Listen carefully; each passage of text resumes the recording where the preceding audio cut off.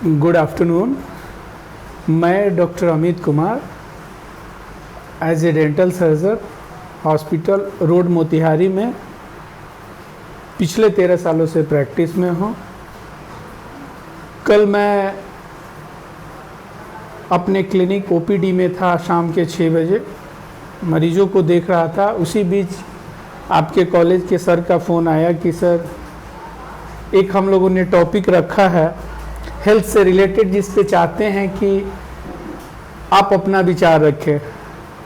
तो मुझे बहुत उत्सुकता हुई और खुशी हुई कि मैं भी स्वास्थ्य और स्वच्छता के बारे में कुछ बोलूं। तो मैंने एकदम से कहा कि ठीक है सर, मैं रेडी हूं आने के लिए। तो फिर हमारा प्लान बना और फिर मैं आप लोगों के बीच में आज उपस्थित हूं स्वास्थ्य और स्वच्छता के बारे में अपना विचार रखने के लिए। तो सबसे पहले हम जानते हैं कि स्वास्थ्य और स्वच्छता होता क्या है। तो स्वास्थ्य का मतलब ये होता है आप तभी स्वस्थ हैं जब आप फिजिकली और मेंटली फिट हैं। फिजिकली और मेंटली फिट का मतलब ये होता है कि आपको कोई बीमारी नहीं है, और अगर आप फिजिकली और मेंटली फिट रहेंगे तभी आप समाज की कल्याण के बारे में सोच सकते हैं।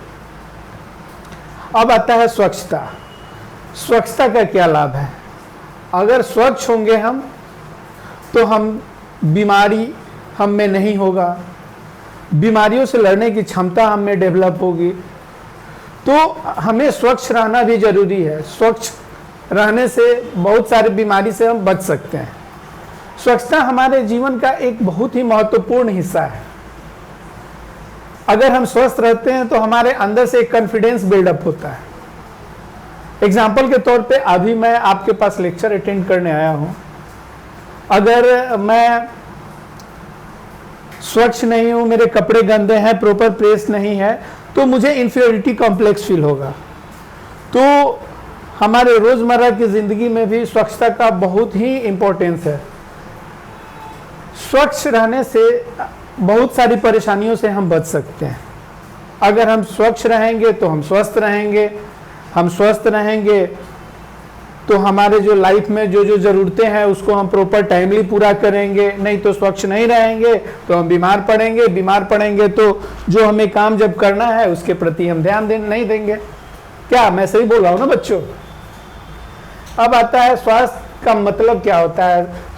प्रॉपर आप स्वस्थ कब हैं? जब आप मुस्कुरा रहे हैं, आप स्ट्रेस फ्री हैं। स्वास्थ्य अगर आप स्वच्छ नहीं है तो बहुत सारे आप में हानिकारक बीमारियां हो सकती है।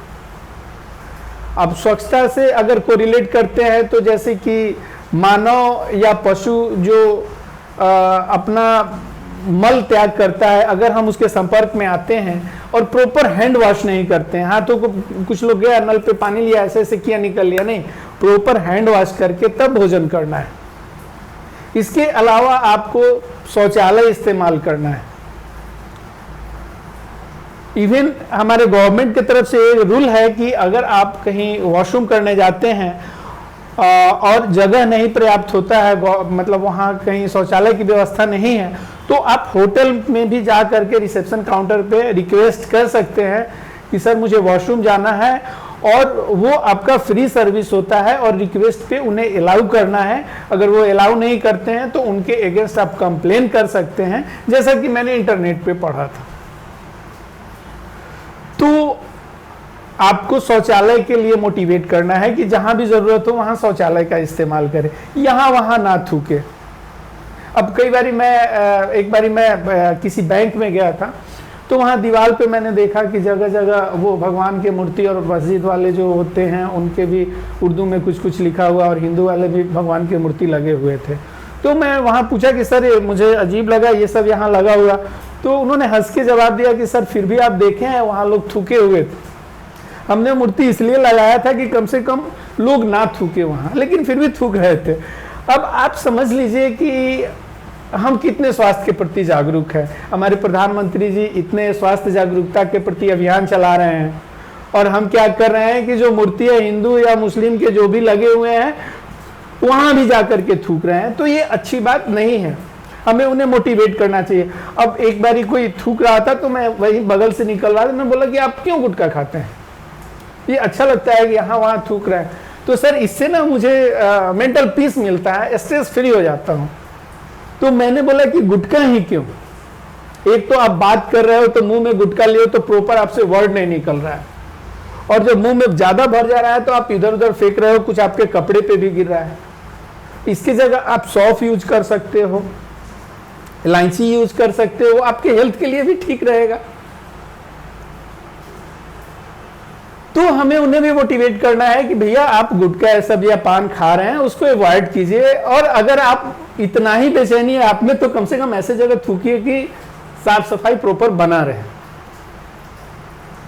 कुछ बच्चे ऐसे होंगे जो कोल्ड ड्रिंक और चिप्स ये सब खा करके यत्र तत्र कहीं भी फेंक देते होंगे, तो उनसे मेरा रिक्वेस्ट है, कौन कौन है ऐसा जी, आपके बगल वाले करते हैं ना ऐसे? नहीं नहीं, ये गलत बात है। करना ये है कि उसको कूड़ेदान में डालना है, और आपके लिए है कि आप अपने फ्रेंड के बारे में कर रहे हो ना, तो आप मोटिवेट करो लोगों को कि भैया आप यहाँ नहीं फेंकिए, इसके लिए कूड़ेदान बना हुआ है। और अगर वहां कूड़ेदान नहीं है तो जो शॉपकीपर है उनको बोलिए कि भैया आपको एक कूड़ेदान रखना चाहिए, क्योंकि वो यत्र तत्र फेंक देंगे, उससे क्या होगा, पॉल्यूशन बढ़ेगा ना। इवन हमें पब्लिकली हमें सब लोगों को रिक्वेस्ट करना चाहिए कि यत्र तत्र कूड़े को नहीं फेंके, उसके लिए एक अलग से स्टोर हो जहां पे कूड़े डाले जाए। स्टोर होते भी हैं, वही डालना चाहिए, ये नहीं कि अरे समय कम है कहीं भी फेंक दिए, तो ये चीज अच्छा नहीं होता है। पानी कई बार कहीं इकट्ठा हो गया, उसमें फिर कीड़ा लग जाता है, वो हमें बीमार कर देता है। तो कोशिश करना चाहिए कि जहां पानी लगा हो उसको किसी तरह करके वहां से ब्लॉकेज को रिमूव करना, और जब तक ब्लॉकेज हटता नहीं है तब तक उस पर ब्लीचिंग पाउडर ये सब डालते रहना, ताकि वहां कीड़े मकोड़े जो हो या बैक्टीरियल ग्रोथ ना हो, चूंकि उसका ग्रोथ होगा तो हम बीमार पड़ेंगे। अब हमारा जो स्वच्छता है दो तरह का होता है, शारीरिक और आंतरिक स्वच्छता। शारीरिक स्वच्छता का मतलब होता है कि हम बाहर से कितना खुद को साफ रखते हैं, और आंतरिक स्वच्छता का मतलब होता है हम अंदर से कितने साफ। अब हम बात करते हैं शारीरिक स्वच्छता पे। शारीरिक स्वच्छता का मतलब क्या होता है कि डेली आपको स्नान करना है। कौन कौन है जो डेली स्नान करते हैं? नहीं नहीं, डेली स्नान करना है। अच्छे से कंघा करें, रोज कपड़ा धोएं, नेक्स्ट डे जब भी कपड़ा लेना हो या कहीं जाना हो तो नए कपड़े यूज करें, उस दिन के जो कपड़े पहने होते हैं उन्हें आप धो दें। उसके बाद ब्रश अच्छे से करें, ये नहीं कि एक बार ऐसे ऐसे घुमाया निकल लिए।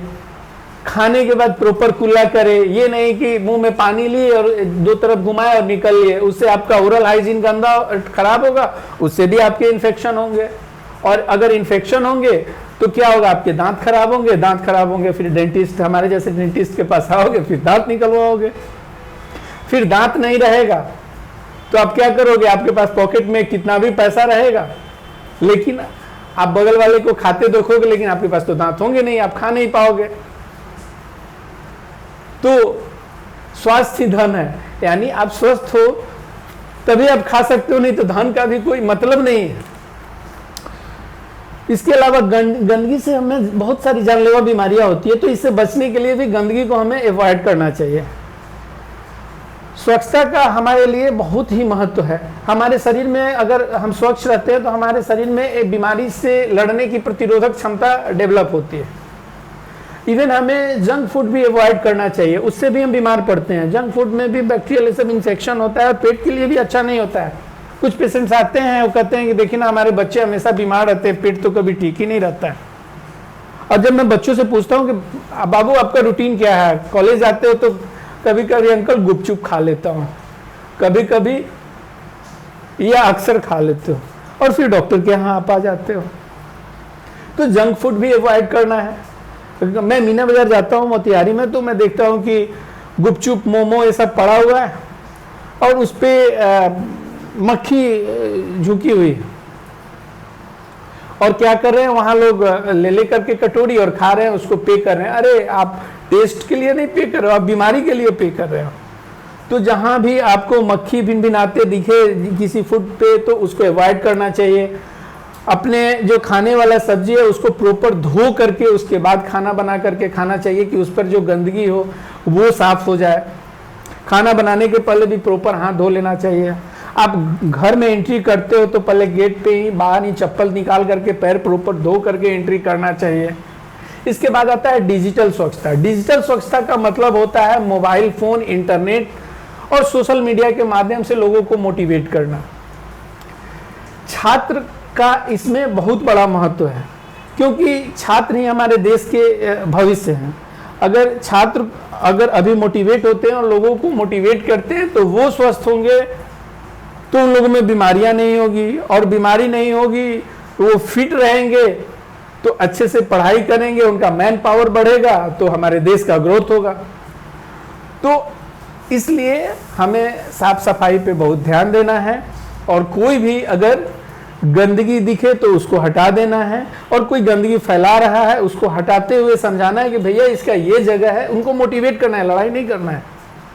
अगर वो कुछ बोले तो कहना है कि भैया जी मैं इसके लिए क्षमा चाहता हूँ, लेकिन इसका उचित जगह यही है। वो खुद स्माइल करने लगेंगे। तो पहले तो खुद को मोटिवेट करना है। आप खुद गंदगी फैला रहे हो, दूसरे को क्या बताओगे? आप स्वस्थ बनो। गायत्री परिवार में एक कहावत है कि हम बदलेंगे युग बदलेगा। पहले खुद में बदलाव लाइए, पहले खुद को मोटिवेट कीजिए स्वच्छ होने के लिए, उसके बाद आप लोगों को मोटिवेट कीजिए। तो उम्मीद करते हैं कि आप आज के बाद स्वच्छता का विशेष ध्यान रखेंगे, खुद को भी समझाएंगे और अपने आसपास के लोगों को भी समझाएंगे, और आप इसी तरह स्वस्थ रहेंगे। आप स्वस्थ रहेंगे, आपके पड़ोसी स्वस्थ रहेंगे तो हमारा देश स्वस्थ रहेगा, हमारा देश स्वस्थ रहेगा तो बहुत आगे बढ़ेगा हमारा देश। तो उम्मीद करते हैं कि आप लोगों को हमारी बात समझ में आया होगा, और आगे से आप इन सब चीज़ों का ख्याल रखेंगे। इसी के साथ मैं आप लोगों को नमस्ते करता हूँ। Good bye, tata, thank you.